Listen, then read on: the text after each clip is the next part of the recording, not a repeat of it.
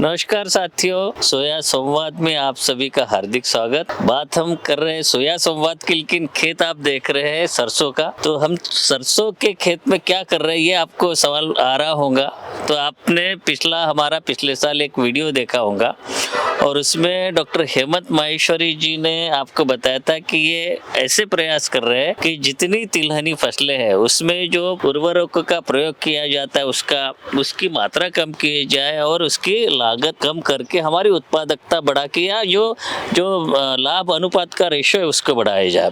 तो ये इनकी कोशिश रहती। तो पिछले साल भी ये इन्होंने परीक्षण लगाए थे और उसी के क्रम में आज फिर हम बात करेंगे डॉक्टर हेमंत माहेश्वरी जी से। सबसे पहले तो आपकी जो पीएचडी की उपाधि जो है नीदरलैंड से करने के बारे में आपको बहुत बहुत अभिनंदन करते हैं और आपसे जानना चाहेंगे कि पिछले साल के तरह इस सरसों के खेत में आप जहाँ पे खड़े हैं जो प्रयोग कर रहे हैं उसमें क्या प्रगति हुई है और जो आप उर्वरकों का प्रयोग कम करने के बारे में आपके प्रयास करें उसके बारे में जानकारी दीजिए। नमस्कार किसान भाइयों, मैं सबसे पहले ये बताना चाहूँगा कि मैं कोल माइन और आयरन माइन जो छत्तीसगढ़ में है मैं वहाँ गया था और वहाँ से सर मैंने सैंपल्स लिए थे और वहाँ से हमने जो है आयरन के, सल्फर के, जिंक के और उसमें plus multiple plant growth promoting traits भी थे। उन सारे बैक्टीरिया का मैंने जो है आइसोलेट करके मैंने उसका फील्ड में परीक्षण किया सोयाबीन पे और जो सोयाबीन में अच्छे लग रहे थे हमने उनको जो है फिर हम मस्टर्ड में भी लेके आए और चिकपी में भी लेके आए हुए हैं।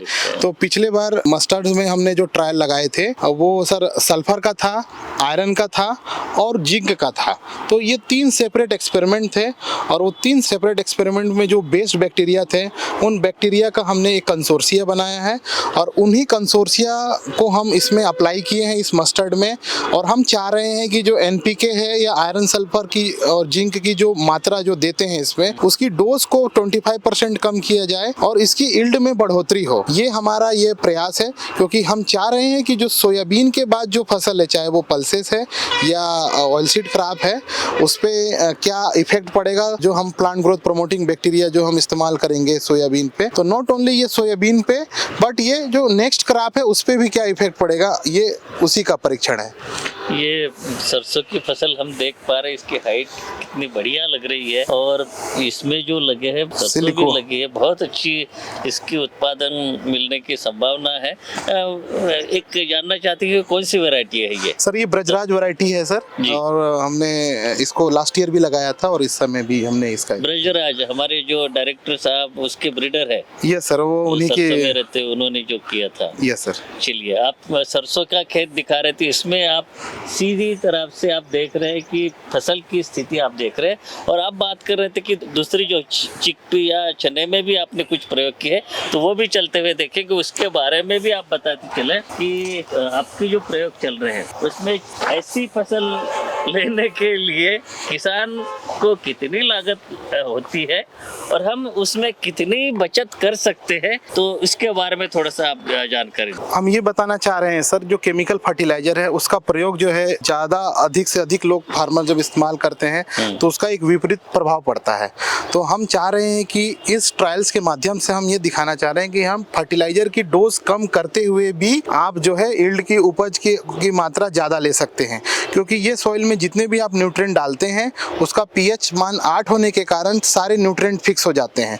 तो जो अवेबिलिटी है सर, न्यूट्रिएंट की अवेबिलिटी, जो पोषक तत्व जो है बहुत कम मिलता है पौधे को। तो हम ये जो बैक्टीरिया है ये जो अनअवेलेबल फॉर्म है न्यूट्रिएंट का उसको अवेलेबल करा के प्लांट को देती है।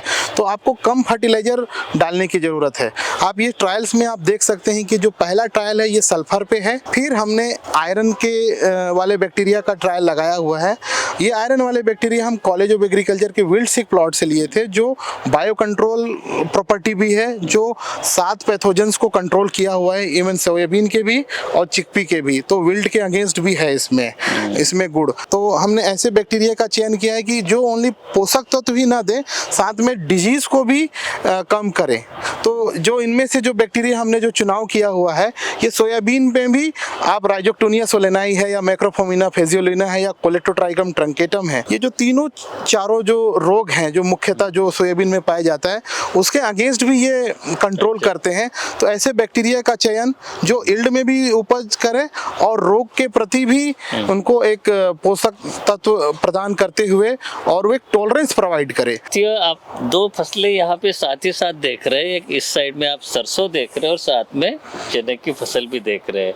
और मैं आपको ये जानकारी दूं कि इसी खेत में इन फसलों से पहले सोयाबीन का खेत था, सोयाबीन की फसल ली थी।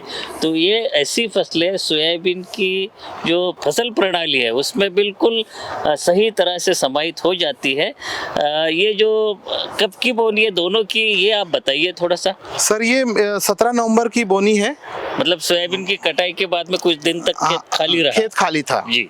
ये क्योंकि जमप्लाज फिल्म था तो कई वैरायटी पहले लग रहे थे, फिर कुछ बाद में लॉन्ग ड्यूरेशन वाली थी, तो हमने 17 को हमने लगाया था सर। क्योंकि लास्ट ईयर भी क्योंकि हम डेट भी चेंज नहीं करना चाह रहे थे प्रीवियस ईयर से, तो हमने एग्जैक्टली सेम डेट पे हम लगाए हैं।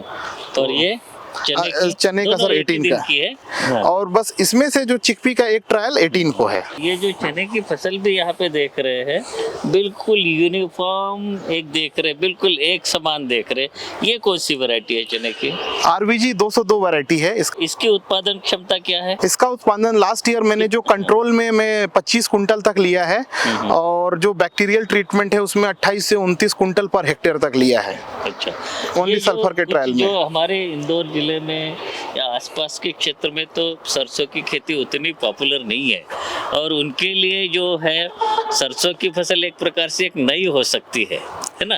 तो क्या आपको ये ऐसे लगता है कि किसान यहाँ पे सरसों को अपना सकेंगे और उसको अगर अपनाते हैं तो उसकी मार्केटिंग की क्या व्यवस्था हो सकती है? क्योंकि मार्केटिंग की व्यवस्था में मुझे नहीं लगता कि ज़्यादा इसमें दिक्कत होगा, क्योंकि बगल में राजस्थान है जो सबसे ज़्यादा जो मस्टर्ड्स लगाते हैं, तो क्योंकि एडजॉइनिंग स्टेट है तो मुझे नहीं लगता कि मार्केटिंग की उतनी दिक्कत होगी। यदि यहाँ भी उस तरह की फसल प्रणाली होगी तो यहाँ भी समीपतम होने के कारण ये यहाँ भी वो व्यवस्था हो सकती है। तो डॉक्टर हेमंत जी, संक्षेप में आपके जो अनुसंधान का सार यहाँ पे बताइए और ताकि हम लोग यहाँ पे परीक्षण किए जा रहे हैं उससे किसानों को, हमारे जो ऑडियंस है, तो उनको एक वाक्य में अगर कहा जाए तो इस आपके परीक्षणों से उनको क्या मिलने वाला है लाभ? मैं किसानों को मैं यही बोलना चाह रहा हूँ कि एक मैं माइक्रोबियल कंसोर्सिया बनाना चाह रहा हूँ, उसमें जो है वो पौधे को पूरा पोषक तत्व भी दे, वो डिजीज को भी कंट्रोल करे और मिनिमम 15 से 20% यील्ड की उपज करे और कम से कम 25% फर्टिलाइजर की डोज को कम करे। यही हमारे दो मुख्यतः उद्देश्य हैं। तो ये जो आपका जो पर्पज है ये तो बहुत एक अच्छा लग रहा है, क्योंकि सभी प्रकार से अगर ऐसे हो जाते तो विन विन सिचुएशन रहेगी, ताकि किसानों का मतलब एक नहीं तीन चार प्रकार के फायदे होंगे, खर्चा भी बचेगा, लागत भी कम हो जाएगी और उत्पादन भी अधिक मिलेगा। डॉक्टर हेमंत जी, हमारी ओर से और हमारे चैनल के दर्शकों की ओर से आपको बहुत बहुत बधाई। भी हमने कहा था कि हम लोग प्रतीक्षा करेंगे कि कब ये आपका प्रोडक्ट जो फाइनल रूप में आ जाए और हमारे किसान इसको अपना सकेंगे। धन्यवाद। धन्यवाद सर।